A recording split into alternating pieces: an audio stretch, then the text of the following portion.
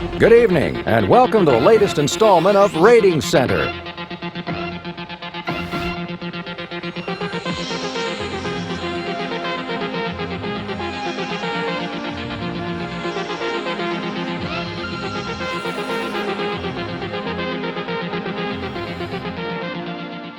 I'm Chip Spaulding, alongside Clay Rogers here to cover the finer points of TV ratings. What do you say, Clay? Well, Chip, it turns out our viewers have been tweeting up a storm. Everybody wants to know how the rating system works. Since we here at Rating Center consider ourselves the ratings experts, we feel it our humble obligation to give the people what they want. First, to size our audience, we turn to Nielsen. To estimate TV audiences, Nielsen starts by creating a sample that accurately reflects the population. They employ a random sample where all homes have an equal chance of being selected.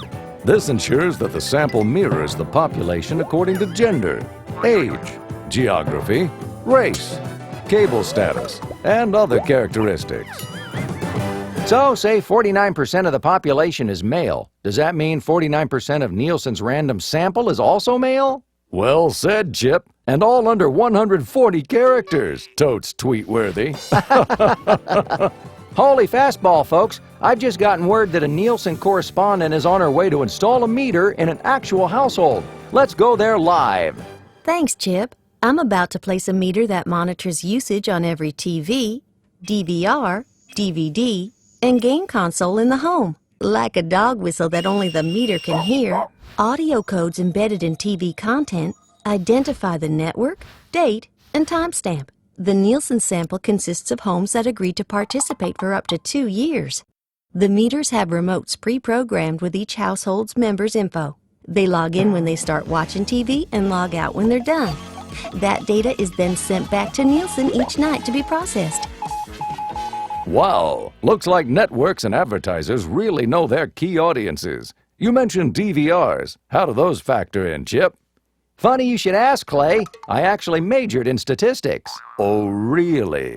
Yes, really. To get the most accurate ratings, you have to look at all viewing behaviors. Not only do you consider those who watch live, but also live plus same day and live plus 7 days. What are you doing over there, Clay? I'm tuning in so I can watch us live. I need to check out my sexy stash on screen. Oh, totally sexy. I always just set my DVR to record us and study my Don Johnson stare at night when I get home.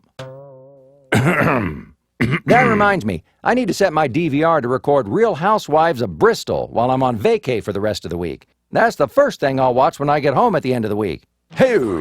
So to recap, boys and girls, live viewing means you watch the program as it was happening. Live plus same-day viewing means you either watched it live or watched it from your DVR within the same day. Live plus 7 viewing means you either watched it live or watched it from your DVR within 7 days of when it aired. Thanks, Clay. Well, we've reached that time in our program where we perform our ratings formula. For that, let's go to expert number cruncher Baxter Orion. Thank you, Chip. Nielsen has gathered the data from the meters to project the number of homes or viewers watching in the entire population. This is known as impressions. Additionally, each cable network has a total number of subscribers possibly watching a program known as its universe. When we take the number of impressions and divide it by the universe, we get a percentage, which is our cable coverage rating. Now, let's say 2 different cable networks had 25 million people watching in prime time. One network had 100 million subscribers, while the other had 50 million subscribers. Putting this in our formula, we get... The first network delivered a 25.0 coverage rating, and the other delivered a 50.0 coverage rating. Exactly, because the first network's universe is double the latter. It's also important to remember that a rating is an average minute statistic. So, let's say the Monster Truck Rally earned a 25.0 rating. Then 25% of cable network subscribers were watching during the average minute of that telecast. Oh, and what about commercial minutes? Do they count toward the program rating too? Huh? Do they? Oh, you bet they do. All minutes of the program are averaged together. But many advertisers only want ratings for the commercials.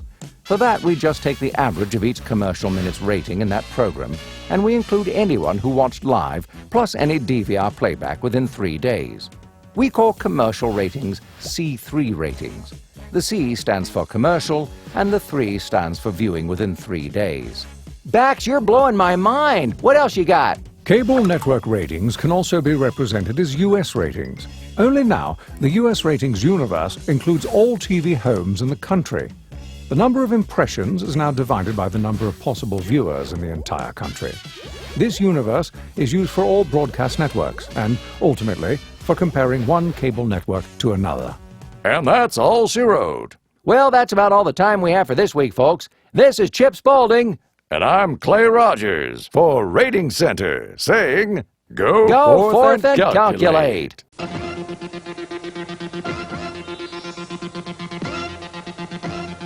This is ESPN, the Entertainment and Sports Programming Network.